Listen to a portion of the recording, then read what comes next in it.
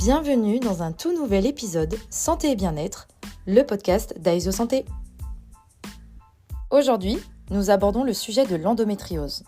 Les réponses apportées vous permettront de mieux prendre soin de vous et de votre santé. Notre expert invité, Dr Quentin Reboul, gynécologue obstétricien à la clinique mutualiste de Saint-Étienne, nous partagera des informations et conseils pratiques sur l'endométriose.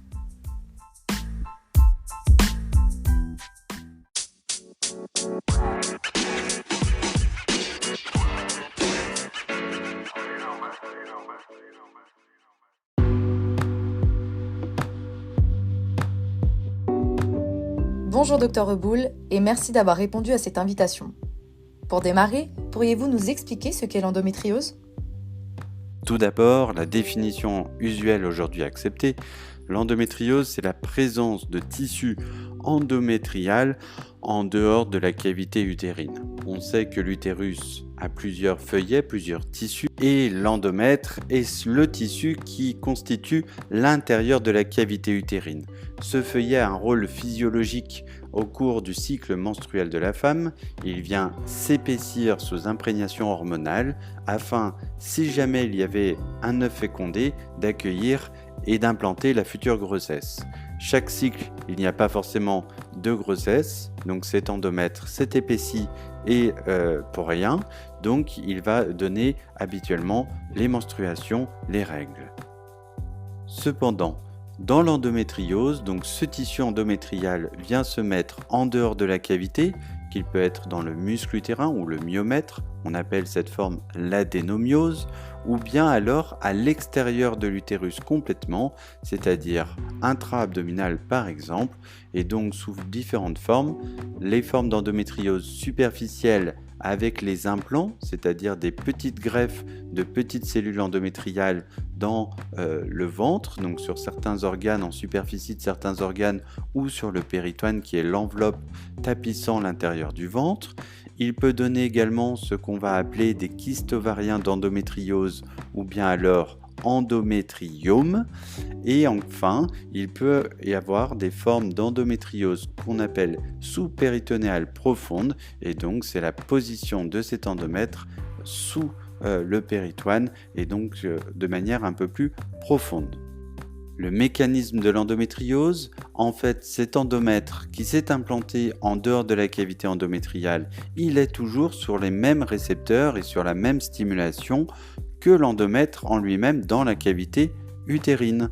Donc il va lui aussi s'épaissir, saigner et donc donner une inflammation puisque à l'intérieur du ventre, et bien entendu, il n'y a pas de raison qu'il y a quelque chose qui saigne, et donc ça va augmenter les douleurs liées aux règles et augmenter certaines formes d'adhérence ou de lésions.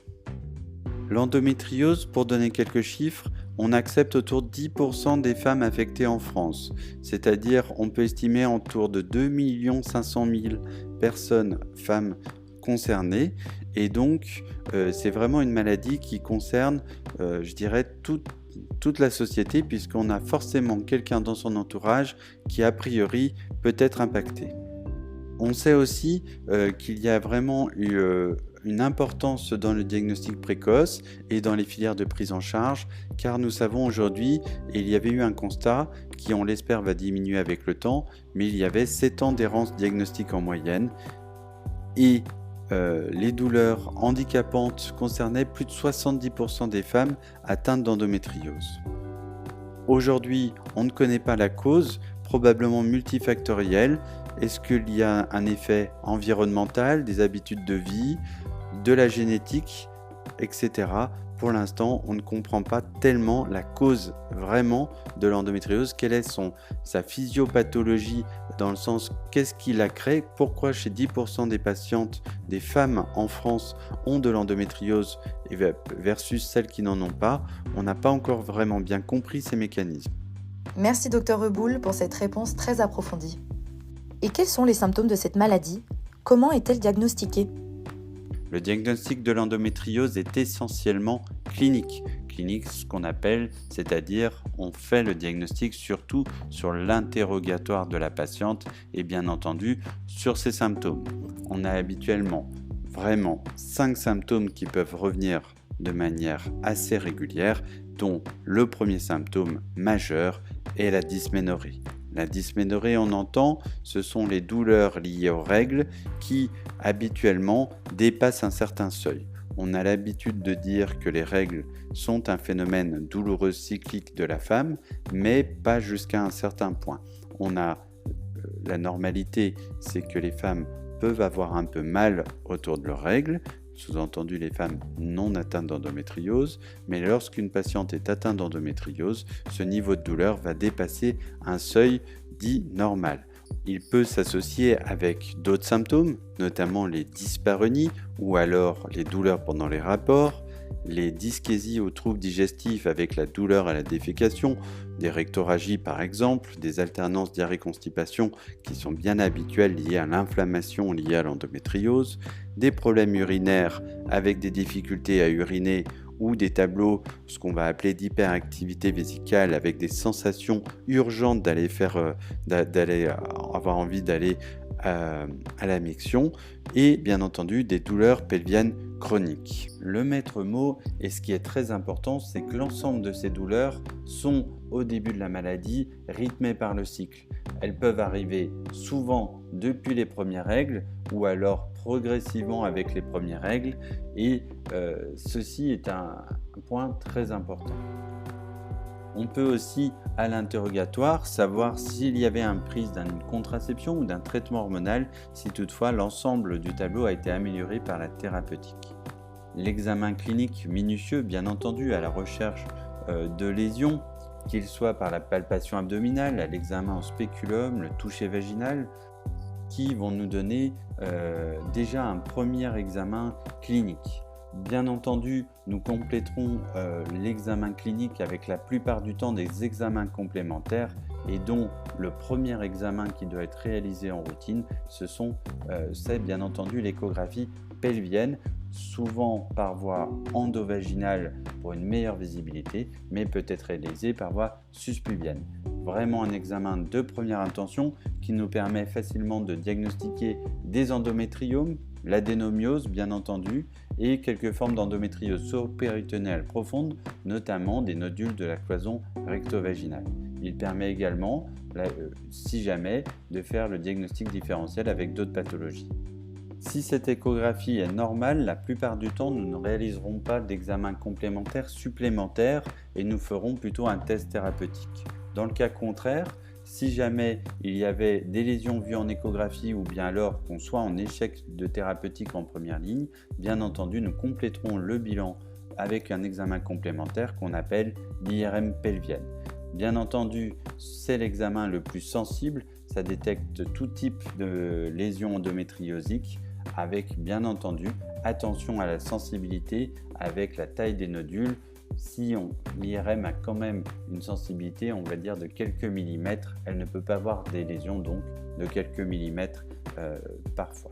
La plupart du temps également, une IRM normale, est-ce qu'elle élimine vraiment le diagnostic d'endométriose? J'en suis pas convaincu puisque les dysménorrhées sont bien là, la symptomatologie clinique est bien là et c'est, je pense, un élément fort pour lequel appuyer notre diagnostic clinique. Cependant, nous avons également des examens, ce qu'on va appeler de deuxième et troisième ligne, et ça, ce sont des examens qui vont être prescrits par le spécialiste en fonction de la symptomatologie ou bien alors en bilan préopératoire. Cela peut être des examens à visée exploratrice urologique, qui peut être la cystoscopie, l'échographie des voies URM ou l'uroscanner, et ou des examens à visée bilan de façon plutôt digestive avec l'écho-endoscopie endorectale pour des nodules de cloison vaginale, recto-vaginale bas situés ou l'entéro-IRM ou coloscanner. Bien entendu, il existe d'autres examens complémentaires en fonction de la localisation des nodules à discuter bien entendu au cas par cas. Merci beaucoup pour cette réponse on ne peut plus claire, Dr Reboul. Enfin, avant de clore cet épisode, est-il possible de guérir de cette maladie et quels sont les risques? Les traitements de l'endométriose sont assez complexes et la plupart du temps nécessitent une prise en charge qu'on va appeler globale, holistique. Aujourd'hui, malheureusement, nous n'avons pas de traitement éradiquant la maladie. Nous n'avons pas de traitement médical et quand bien même la chirurgie non plus n'éradique pas la maladie. Nous avons néanmoins un ensemble d'un arsenal thérapeutique qui vont nous permettre de prendre une prise en charge globale. Le premier des traitements, bien entendu, si on a bien saisi qu'il s'agit d'une maladie à prédominance ou en tout cas sous effet hormonal, on a bien entendu les traitements médicaux hormonaux. On appelle communément sinon les pilules. Les pilules, mais aussi il peut s'agir de stérilets, d'implants, en tout cas des moyens hormonaux qui ont l'objectif, en tout cas dans un premier temps, d'essayer de diminuer les douleurs et ou de bloquer le cycle menstruel et donc dans cette situation-là, de mettre au repos l'ensemble des implants endométriosiques qui nous permettront d'améliorer très nettement la patiente.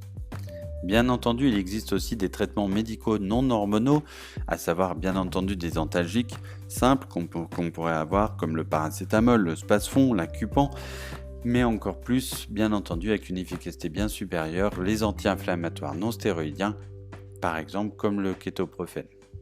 Nous avons également des moyens non médicamenteux qu'on pourrait avoir, comme la neurostimulation avec le TENS, la kinésithérapie, la sophro, l'acupuncture, l'homéopathie, l'ensemble de traitements qu'on va appeler en parallèle pour avoir une prise en charge holistique. Bien entendu, chez certaines patientes, et on a vraiment un apport majeur de l'expertise de nos collègues médecins de la douleur qui vont nous permettre de prendre en charge les patientes douloureuses chroniques complexes avec l'ajout d'autres traitements type antidépresseurs, injection d'antalgiques, etc. Le régime alimentaire est très important et donc les diététiciennes peuvent également nous être d'un grand aide, permettre d'identifier parfois certains aliments qui peuvent plus ou moins passer entre guillemets que d'autres.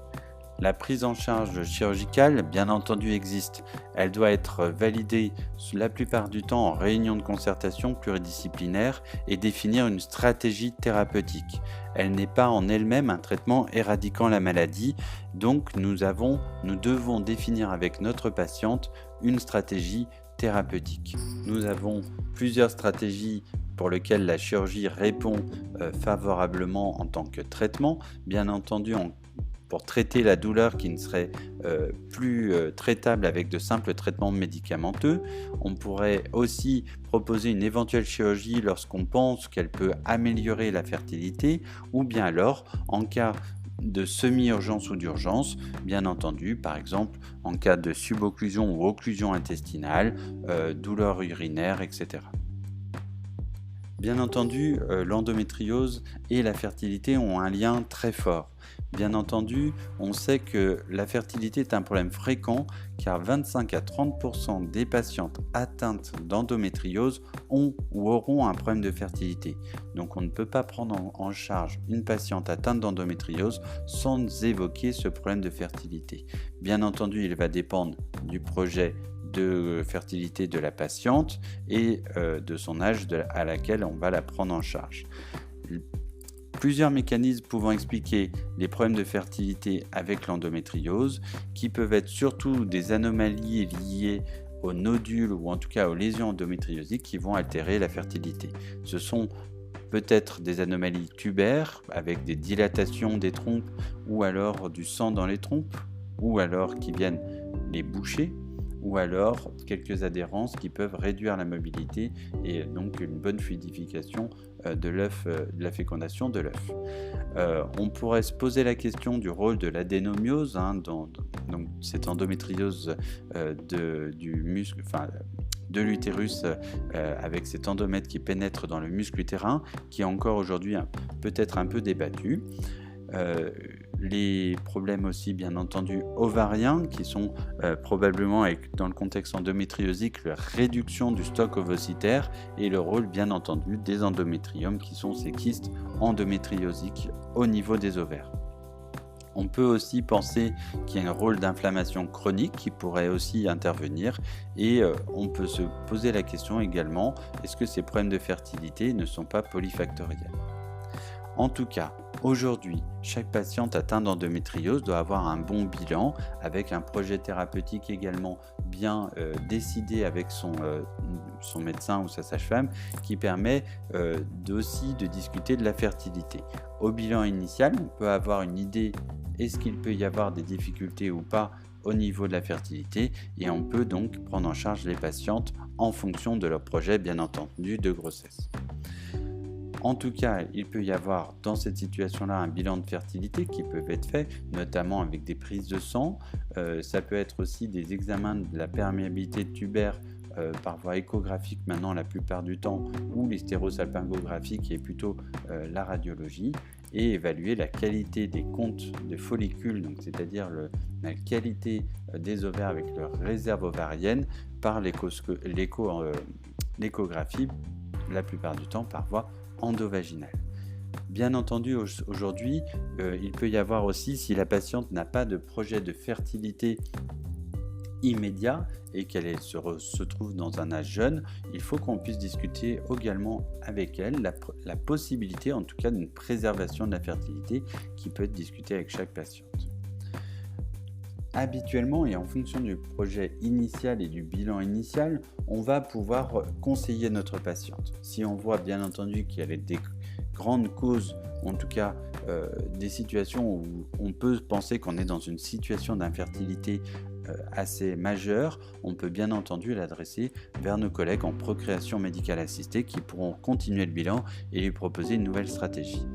En dehors de cette situation, avant 30 ans, et en fonction bien entendu toujours du bilan d'endométriose initiale, on peut laisser 1 an de conception spontanée chez nos patientes, et après 30 ans, on peut diminuer ce délai à 6 mois de tentative spontanée de conception, et s'il n'est pas abouti dans ces deux situations, bien entendu, encore une fois, adresser nos patientes à un médecin spécialiste en fertilité qui saura après la conseiller et lui proposer des traitements. S'il y a une condition d'infertilité, et souvent elle est discutée, donc là aussi une stratégie thérapeutique en réunion de concertation pluridisciplinaire, et on discute souvent la place du traitement éventuellement chirurgical ou bien la place de la fécondation notamment in vitro et dans quel ordre on peut faire cette prise en charge. Il est vrai qu'aujourd'hui, en fonction des équipes, peut avoir 2 stratégies, soit une chirurgie première et suivie du traitement en procréation médicale assistée, ou bien alors l'inverse.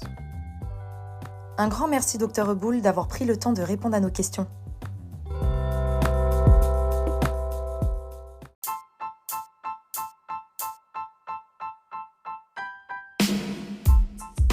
Nous terminons cet épisode en vous remerciant de votre écoute.